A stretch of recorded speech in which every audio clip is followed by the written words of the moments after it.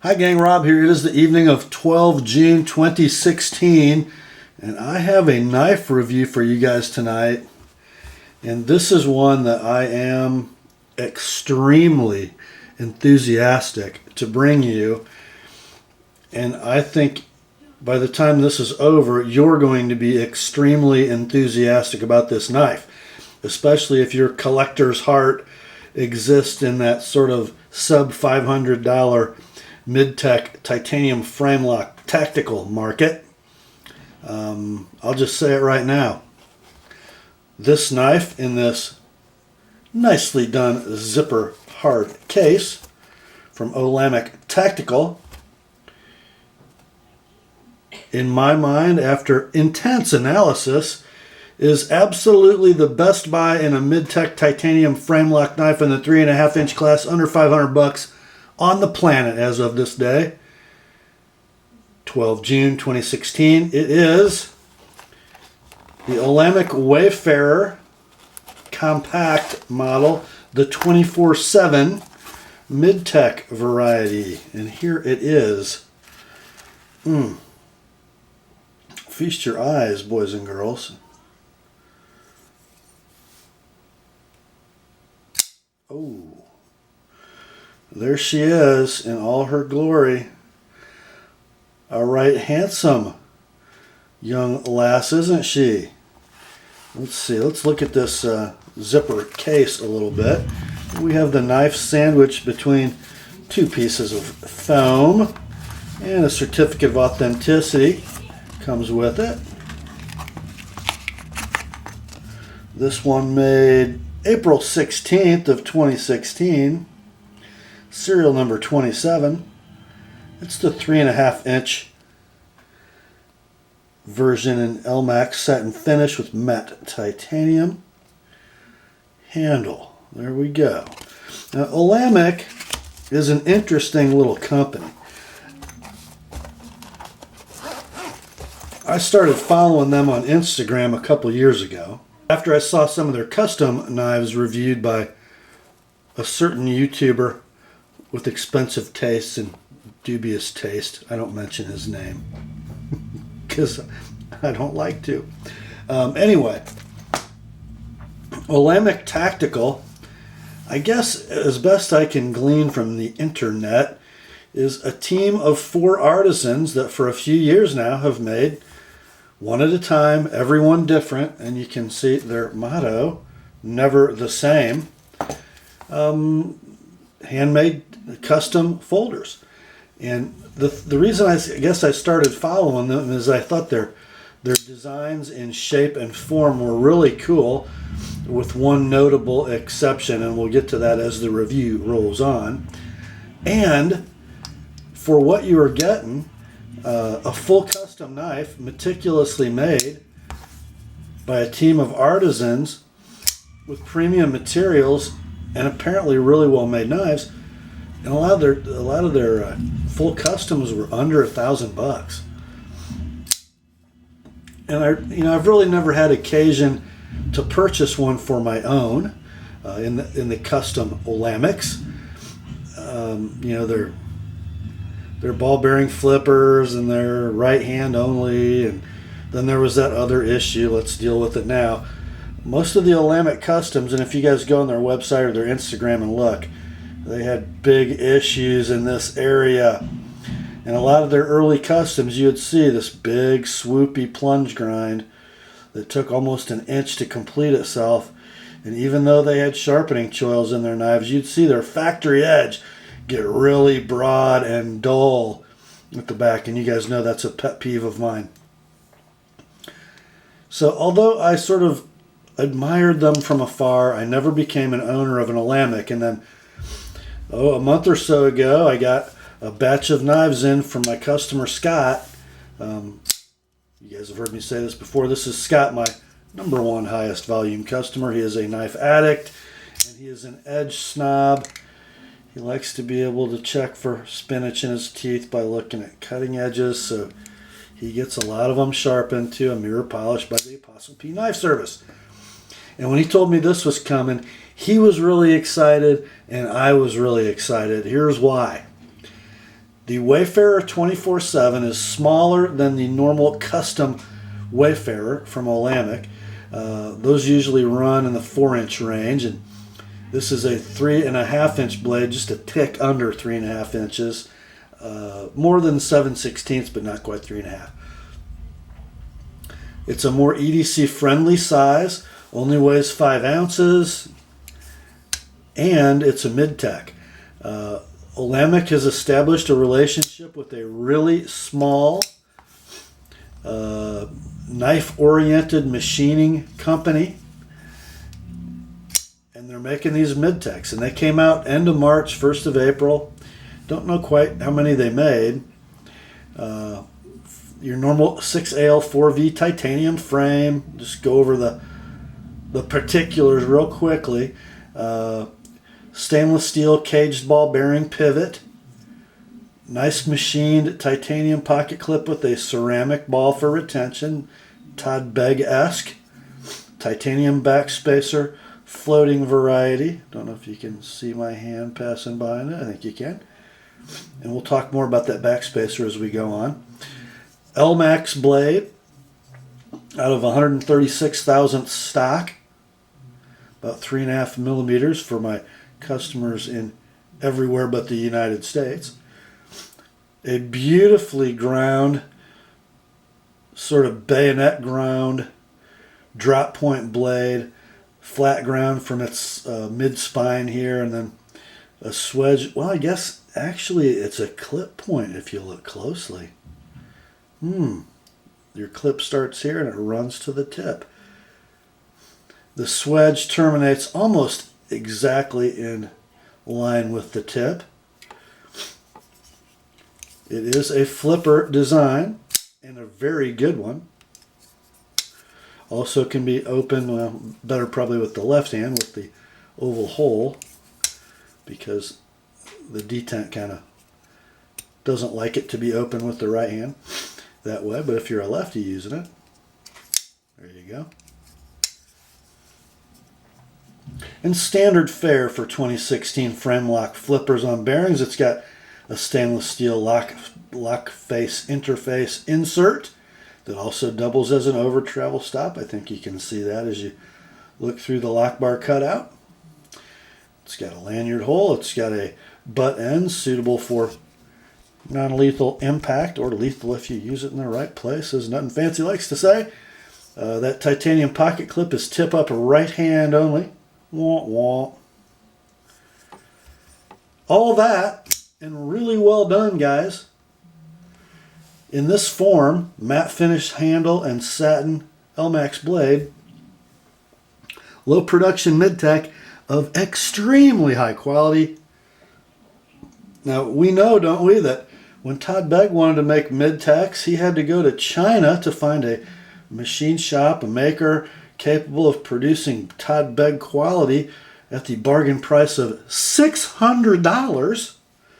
This one made in, I believe, in California, USA, Earth, for $375. $375. And guys, it does absolutely everything right. Look at that centering. Flipping action is intuitive. You can pretty much fling that blade out there however you want. Light switch it. Push button it. Just a really, really, really nice knife. And I want to get to some of the mechanics of this knife because that's why I'm so crazy about it. You guys know I'm not a ball bearing titanium frame lock flipper guy. But I know that is the flavor of the day in 2016. So who does it better? Well, I'm saying Olamic does it better. Let's talk about some things. This knife did have a slight plunge grind issue. I wanted to make it sort of a cutter because it looks like it ought to cut, doesn't it? It just looks like it ought to, does it? Let's kind of take a look.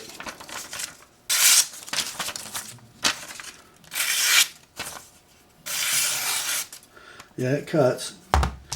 So I wanted to sharpen it at a decent angle for slicing. So I sharpened it at 17 degrees per side, and in order to do that, I had to enlarge this choil about 1/8 of an inch just so I wouldn't have a super broad bevel at the back and have a big flare. And we came out really nice. And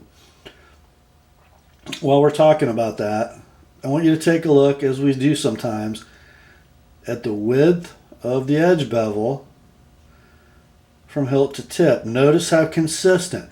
That tells us that the bevel grind in its primary taper and its distal taper, so the top to bottom and hilt to tip, terminates in a cutting edge that's a very uniform thickness hilt to tip. I always like to see that. That's sort of that Spyderco quality. Knives that are made to cut the edge and the blade behind the edge, fashioned with a purpose, and the purpose is to cut. Bravo, Olamic. Bravo. Notice the consistency of the satin finish. It's all done vertical, but it's just the right texture to catch light. So you see all three facets of the knife blade, the swedge grind, the primary bevel, and the flats. Even though it's all vertical satin, they all show up very well. It's very flattering. If we look down from the top, swedges are fairly symmetrical, not quite. And if you're going to do a blade of this design, the proof in the pudding always happens at the tip. And if you look at the width of the edge bevel and the way the edge bevel sort of terminates at the swedge, you're going to notice that on this side, which is the right side, the non-show side of the blade, it looks pretty nice and consistent to the tip. But when we come over here to the show side, I don't know if I can get this to remember what you saw there, guys. It's a little leaner as it approaches the tip. Just a very, very minute difference in where the swedge terminates with relationship to the tip. If you didn't sharpen it, you may never notice it. I just know I was sort of fighting that through all my grits, sort of making it try to look consistent. It came out great. This Elmax took a really nice edge. I gotta believe the heat treat is right on the money on this stuff. It didn't kick up a big burr at the lower grits like overheated, over tempered, or burned Elmax might do. But it took a really, really keen edge, responded well to the high grit Sharpening glass stones, and it strapped up nicely to a great polish, which Elmax isn't known for, so this is some well heat treated stuff. Let's look at the ergos on this thing. I'm going to do it right-handed. You know what? I don't want to scratch Scott's knife. My wedding ring's on my right hand because I carried a Sebenza over the weekend. So ergos, in the saber grip, man, this is like a cold steel handle. Just super locked in. I mean, man, you don't even hardly have to grip the knife, and it just knows right where to go in your hand. Plenty of room, a great pistol grip curve for stabbing from the saber grip. Jimping is adequate to hold skin, but not painful in any way. Got a nice little thumb ramp to go with that. We come to the hammer grip that we might use for some power cutting. Still well locked in, pretty comfortable. If you notice, the flipper is digging into my index finger a little bit, but not in an uncomfortable way. Just feels really secure. If I come to a draw cut grip, the knife doesn't excel in this grip just because of its curvature. But again, not uncomfortable. I've got good control, good. It fills this first knuckle of my index finger quite well. It gives a lot of confidence in that cut. Go to a reverse grip. It's sort of, again, just another grip that it's really good in. The thumb just naturally lays on the curve. Got some mobility in the wrist for presenting that knife in a variety of slashes and stabs. Just really good. What if we go to that sort of vertical draw cut? Not bad. Kind of a little awkward, but not bad. This squared off area of the pommel area of the knife lies nicely in the pad of the hand. Pretty good, actually. It doesn't really have a bad grip. Let's see about balance. sort of toward the back of the finger groove is where that is. Sort of, it's right on that back insert screw. Really, really nicely done. For a knife that doesn't look run-of-the-mill, it doesn't look like a stick, the handle. It's kind of organic and stylized and purposefully machined. You know, it's not Sebenza-like. It's not a stick. But your hand doesn't feel like it's constrained in a way that it shouldn't be. By the way, just take a look at these side by side. Very similar in size. Sebenza is actually a little bit longer in overall length and a little bit longer in handle length, I suppose. A little longer blade. And the Sebenza's handle is actually almost the same. 3.5 inch blade, 4 3/4 inch handle on this one. Now, let's talk about some specifics of design, manufacture, construction that really make this knife shine. The pivot's kind of interesting. It is a female side and a male side that look the same. And it is a non-restrained female side. So it's not D-shaped. There's no machining feature that makes the female side keep from rotating in the handle, except that it sort of doesn't.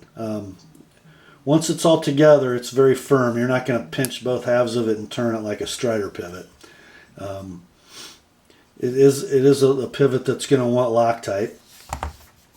It's a proprietary driver pivot. Olamic does supply the tool. And word on the street is, the official company line is that they assemble and tune every knife they make with this sort of flimsy looking tool. It's not flimsy. And there's a reason it's not flimsy, is because it's a hardened stainless steel tool. In fact, my one of two complaints, only two complaints. A minor one on the fact that I had to enhance the plunge grind, or the choil, to get past the plunge grind, and this one. The tool is of a higher hardness than the pivot head. So if you look at the male side, let's see if I can get this adequately for you. Try to get the light to hit that right. This knife came with some scratches adjacent to the driver holes, obviously from the tool slipping out of the holes in the pivot head. It'd kind of be nice if the pivot was hardened and the tool was substantial enough that it didn't need to be super hard to be rigid. Something like a hinderer tool where the pins go into the holes and then there's a flat surface that sort of mates with the surface of the pivot, so you get rock solid alignment. And that would be better, because you're going to inevitably scratch up these pivots, but not a big deal. You just put on a piece of sandpaper and turn it and you can get rid of the scratches. Not a big deal. Those are the only two complaints I have with the knife.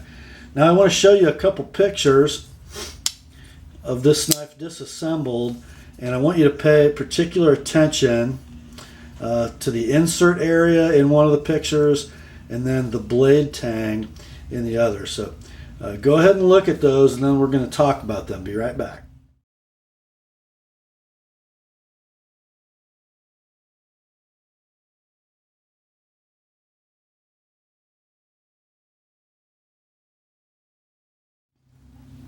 Okay, let's first talk about this, the steel insert, and more specifically, let's talk about that detent ball. Did you notice it was white? Yeah, it's a ceramic ball, and it's a very smooth ceramic ball, very high micro finish. And I want you to watch something. I just started to close the knife. I've got my thumb out of the way, but look, I'm not past the detent ball, so the knife won't close real easily, but watch. Did you see that? Do it again. Here it is. It's not to the detent. There's the detent. Watch. Huh. Did you see how smooth? Now think about that blade tang picture again. In fact, I'm going to show it to you again. Look at the blade tang.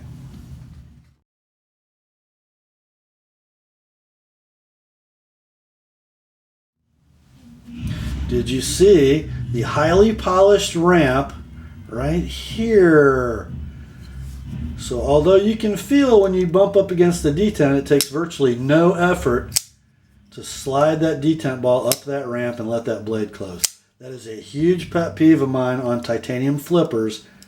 I don't ever like ramming a detent ball past a square corner on a blade tang to close it. It will prematurely loosen your detent ball, and the chances of your ball falling out of your knife at some point go up dramatically if you close your knife like that. Not an issue with the Wayfarer. This thing is just a dream in hand. This is a knife that, let's face it, a lot of us ball bearing flipper guys, what do we use our knife for the most? Sitting on the couch watching TV, flipping it, closing it, flipping it, closing it. You can do that with this knife for a very long time before you ever start to see any signs of wear. Also, did you see the stop pin? It is an internal pin. It is pressed into the blade tang, and it's pressed into a well-chamfered, precision-sized hole.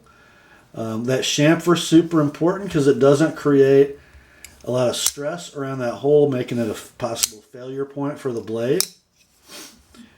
That's sort of the least strong way to make a stop pin is an internal pin, but having it pressed into a blade that is made to accept it is the strongest way you can make the weakest type of pin.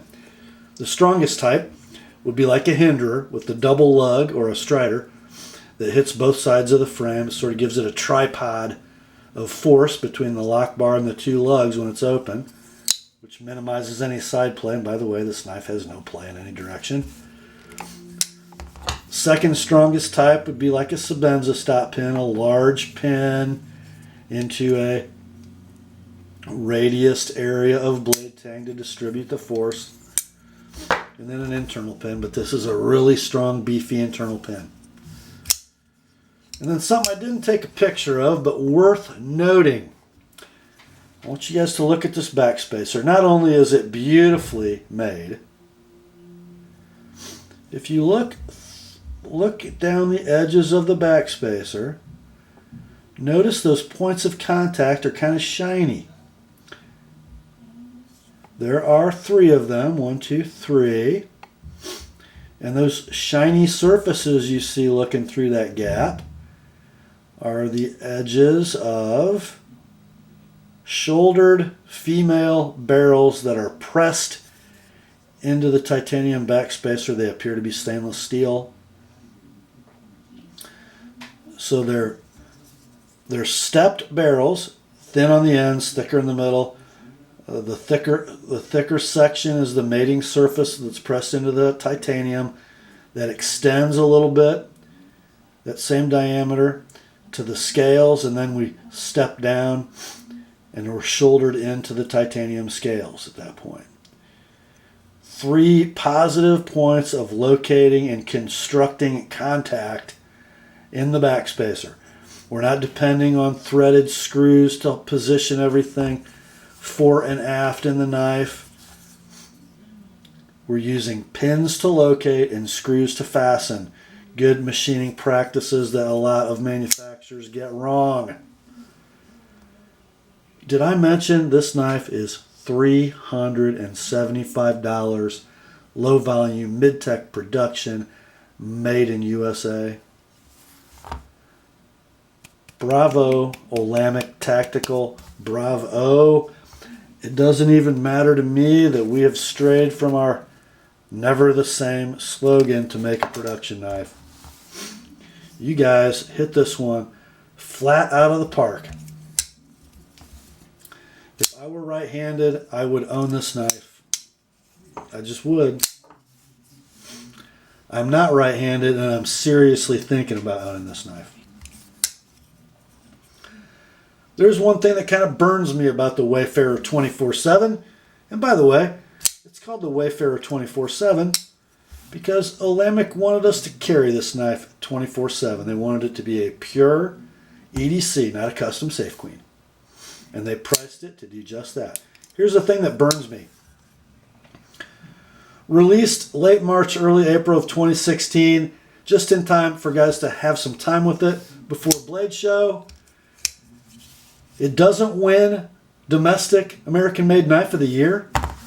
Are you kidding me? It might be Domestic American-Made Knife of the Decade. We have that knife, by the way, coming up in a couple weeks. And it ain't the Blade of the Year. This is.